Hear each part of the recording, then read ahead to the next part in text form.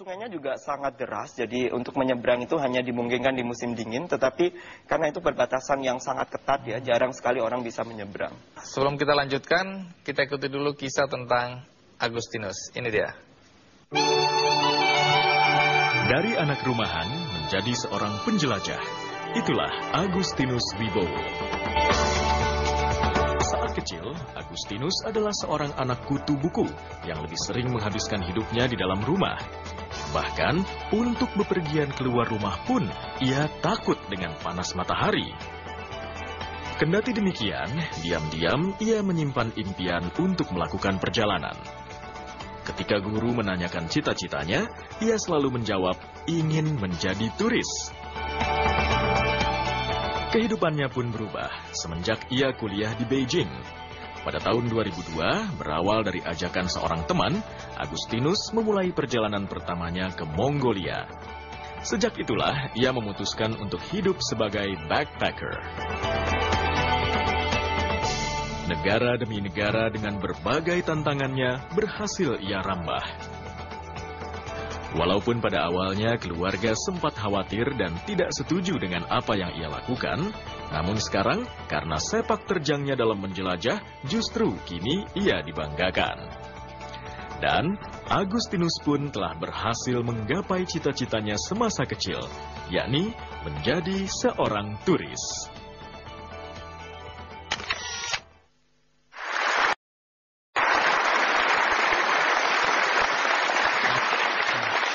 Pak Suyono tidak bisa hadir pada kesempatan ini karena beliau tinggal di Washington, Amerika.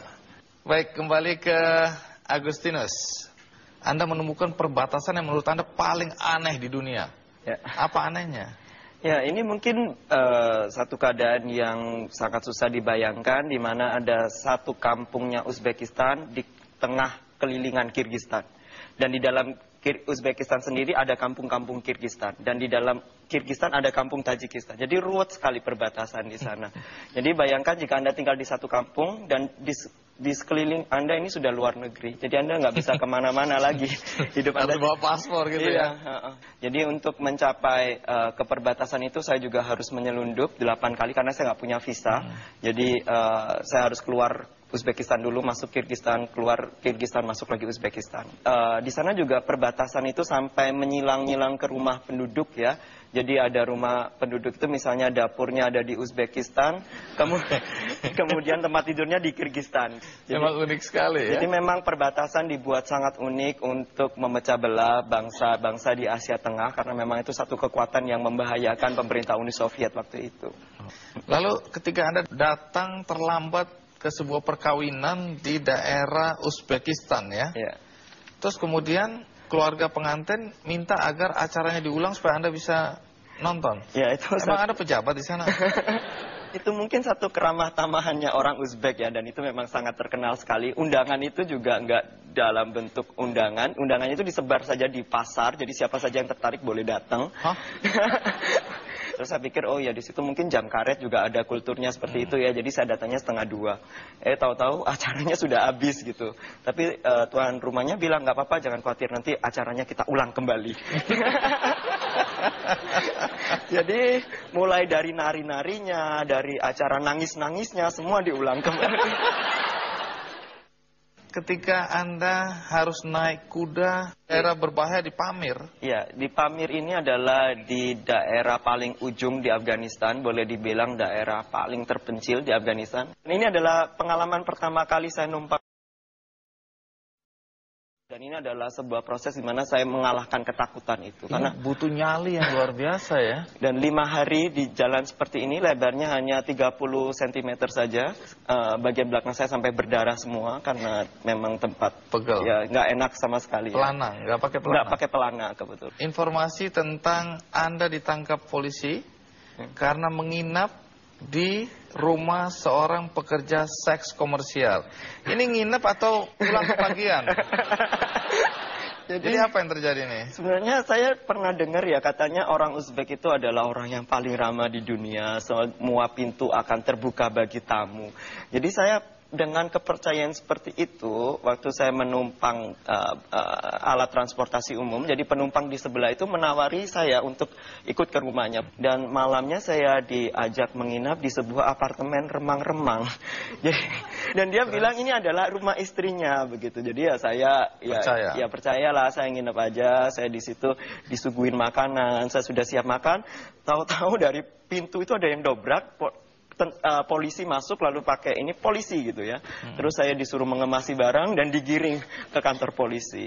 Kemudian setelah interogasi yang cukup lama dan untungnya saya punya surat sakti dari KBRI. Kan sekarang Anda tinggal di mana? Saya tinggal di Beijing karena perjalanan saya ini semua murni adalah dari biaya sendiri. Jadi prinsipnya saya jalan dulu, lalu kalau uangnya habis kerja dulu sebentar, lalu melanjutkan perjalanan lagi. Dulu cita-citanya berangkat dari Beijing sampai Afrika Selatan ya untuk dengan jalan darat tanpa naik pesawat sama sekali, tetapi nyangkut di Afghanistan. Tapi keinginan untuk sampai ke Afrika masih ada? Tentu masih ada, karena dunia itu begitu luas ya, dan menurut saya perjalanan itu adalah proses pembelajaran dan banyak sekali yang bisa kita pelajari dari dunia. Baik, terima kasih Agustinus ya. Terima kasih. Kisah-kisah Agustinus tadi ada di buku ini, dan ada 100 buku yang akan saya bagikan bagi Anda yang di bangkunya ada pita merah.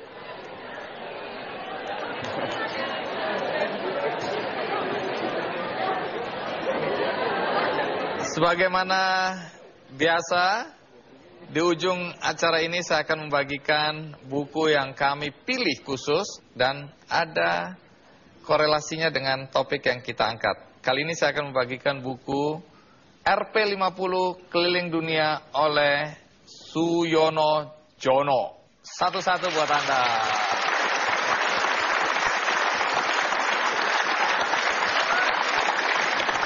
Bagi Anda di rumah, jangan khawatir, Anda juga bisa mendapatkan buku gratis ini melalui website kickandy.com. Semoga acara ini bermanfaat bagi kita semua. Sampai jumpa.